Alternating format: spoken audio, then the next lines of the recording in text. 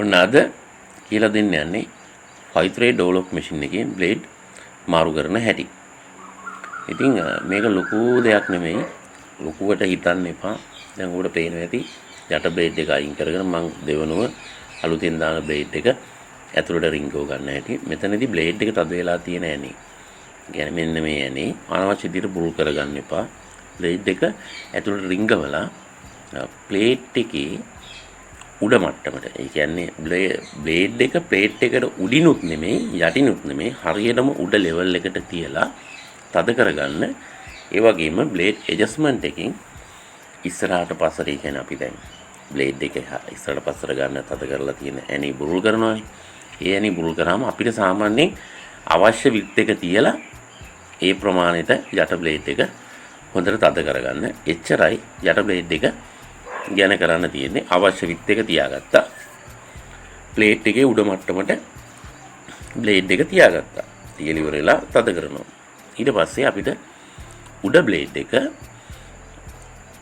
දාලා හයි කරලා ඉවර වෙලා අපිට පුළුවනි අතින් මැෂින් එක කරකවලා පහතට එනකොට උඩ බ්ලේඩ් එක සම්පූර්ණයෙන්ම පහතට ගිහිල්ලා අපි හයි කරපු යට බ්ලේඩ් එකේ උඩ මට්ටමේ නුත් පහළට යනකම් එන විදිහට උඩ බ්ලේඩ් එක තියලා උඩ බ්ලේඩ් එකේ ඇනේ තද කරන්න. ඒ කියන්නේ අපි අතින් මැෂින් එක කරකවන උඩ බ්ලේඩ් එක සම්පූර්ණම මැෂින් එක පහළට කැරකෙනකොට මෙන්න මේ විදිහට පහතට යනකොට හයි කරපු බ්ලේඩ් එකේ යට බ්ලේඩ් එකේ උඩ මට්ටමටත් වඩා පහතට යන්න ඕනේ. ඒ කියන්නේ ප්ලේට් එකිනුත් යටට යන්න ඕනේ. එතකොටනේ බ්ලේඩ් එක වැහෙන්නේ. මේක හරියටම හිතා ගන්න පුළුවන් ඕගලන්ට කතුර වැඩ කරන්නේ කොහොමද? කතුරු තල දෙක යට තලයේ තියෙනවා. යට තලයේ උඩ තලයේ පාත් වෙනකොටනේ කැපෙන්නේ. අන්න ඒ වගේම තමයි යට බ්ලේඩ් එක ප්ලේට් එකේ උඩ මට්ටමට තියා ගන්නවා. උඩ බ්ලේඩ් එක පහතට යනකොට යට බ්ලේඩ් එක ඇතුළට සම්පූර්ණයෙන්ම ගිලිලා වැහෙනවා.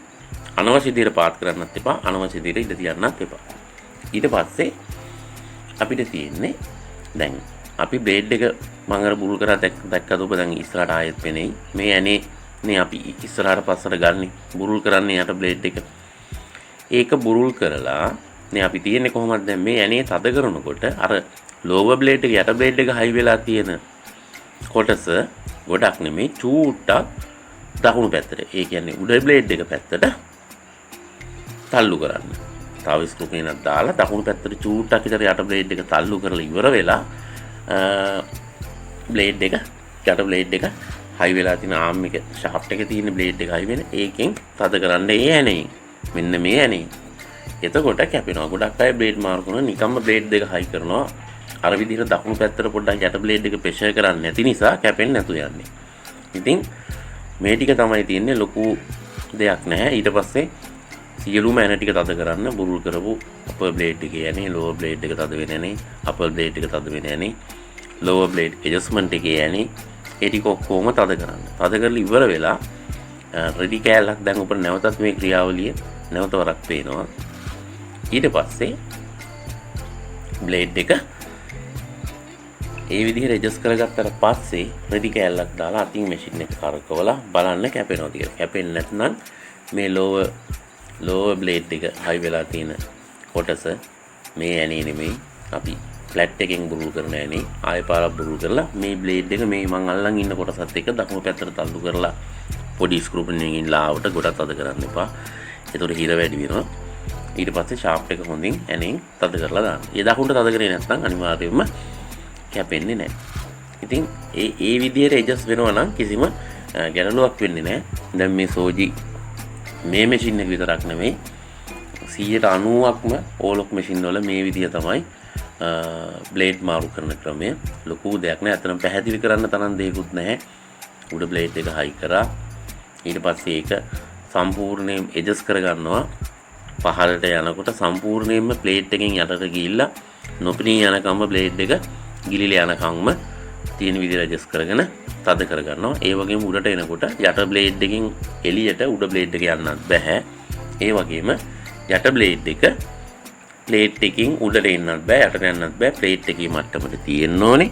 ඊට පස්සේ එහෙම කරලා ඉවර වෙලා අපි යට බ්ලේඩ් එක තද කරලා තියෙන ඇනේ බුරුල් කරලා බ්ලේඩ් එක නෙමෙයි බ්ලේඩ් ආම් එක බ්ලේඩ් එක හයි වෙලා තියෙන ෂාෆ්ට් එක බ්ලේඩ් එක හයි වෙලා තියෙන කොටස ඉස්සරහට පස්සට ගන්න ඇඩ්ජස්ට් කරන්න ප්ලැට් එකෙන් අල්ලන්න තියෙන ඇනේ මගේ මේ මා දැන් ඉස්සෙල්ලා මම අපිට දැන් මෙතන මෙතන බ්ලේඩ් එකට යටින් තියෙන ප්ලැට් ඇනේ මේ මගේ මාපට ඇඟිල්ලේ මම මෙතන මාපට ඇඟිල්ල දීපු තැන යට තියෙන ඇනේ ඔබ දන්නවා ඒක එතන තියෙන කෑනියක් එතන තියෙන ඇන දෙක අපිට ඉස්සරහ පැත්තෙන් තියෙන ඇන දෙක ඒ ඇන දෙකේ කෑනියක් තමයි බ්ලේඩ් එක වමට දකුණට ගන්න පුළුවන් සහ බ්ලේඩ් එක තද කරන තැන අන්න එතන ඇනේ බුරුල් කරලා ස්ක්‍රූ පුනියන ඇතුළට දාලා මේ ඉතින් මෙන්න මේ ඇනින් බ්ලේඩ් තද කරන්න පුළුවන්. කරන්න දැක්ක බුරුල් කරපුවම දකුණු පැත්තට පැනනවා. අන්න ඒ විදිහට බුරුල් කරලා උඩ බ්ලේඩ් එකට ඒක හේතු කරගෙන ඊට පස්සේ ස්ක්‍රූ පුනියන පොඩි එකක් දාලා දකුණු පැත්තට පොඩ්ඩක් බර කරලා මේ ඇනේ තද කරන්න. එතකොට කිසිම ගැටලුවක් නැතුව මැෂින් එකට දාන රෙදි කැපෙනවා. ඉතින් අනිත් එක තමයි බ්ලේඩ් නිතර මාරු කරන්න යන්න එපා. අවශ්‍ය නැහැ. ඔය බ්ලේඩ් එක ඇඩ්ජස්ට් කරගෙන පාවිච්චි කරන්න පුළුවන්. බ්ලේඩ් මාරු කරන විදිහට වෙලාවට මේ විදිහට කරන්න. මේ වගේ රෙද්දක් දාලා කපලා බලන්න. ඉතින් මේ ක්‍රමේ ගොඩක් මැෂින් වලට මේකට විතරක් නෙමෙයි ගොඩක් ඒවට හරියනවා.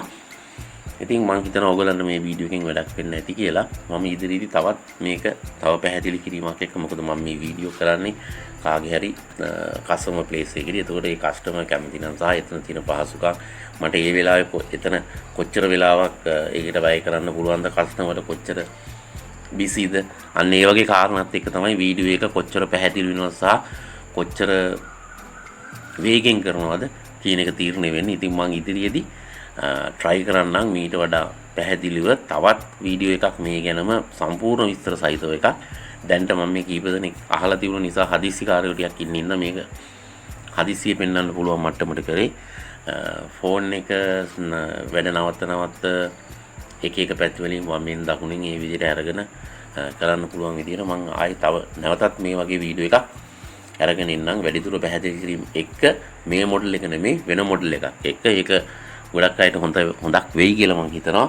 ඉතින් මතක් කරලා channel එක subscribe කරන්න, bell icon එක click කරන්න, like එකක් දාන්න, මොන හරි දැනගන්න තියෙනවනම් comment එකක් දාන්න, වීඩියෝ share කරන්න. ඕගොල්ලෝ මේ subscribe කරන එක, bell icon click කරන එක සහ වීඩියෝ share කරන එකෙන් තමයි මේ වැඩේ මම තවදුරටත් ඉස්සරහට කරගෙන යනවද නැද්ද කියන එක තීරණය වෙන්නේ. ඉතින් ඕගොල්ලන්ට මේ වැඩේ වටිනාකමක් තියෙනවා නම් මේ වීඩියෝ වල වටිනාකමක් තියෙනවා නම් කරුණා කරලා bell icon එක click කරලා share කරන්න වීඩියෝ subscribe කරන්න. එතකොට තමයි මට මේ දේවල් කරගෙන යන්න ශක්තියක් ලැබෙන්නේ.